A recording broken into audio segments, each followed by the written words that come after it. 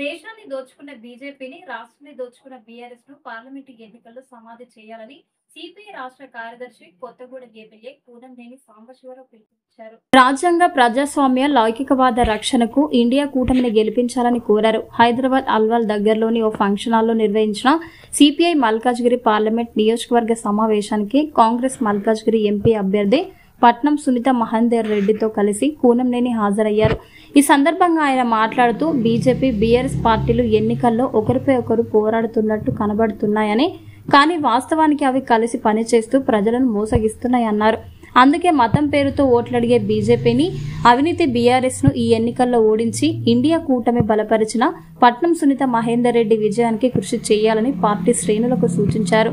భారతదేశ ఎన్నికలకు హిందూ ముస్లిం యుద్ధంగా మార్చాలనే ప్రధాని మోడీ విద్వేషపూరిత ప్రసంగాలు చేస్తున్నారని ఆరోపించారు. ఈ సమావేశంలో సిపిఐ జాతీయ కార్యదర్శి సభ్యులు చాడా వెంకటరెడ్డి, రాష్ట్ర కార్యదర్శి వర్గ సభ్యులు బోస్, మేడ్చల్ మల్కాజ్గిరి, హైదరాబాద్, రంగారెడ్డి జిల్లా కార్యదర్శులు సాయిలు గౌడ్, ఛాయాదేవి, జంగయ్య తదితరులు పాల్గొన్నారు.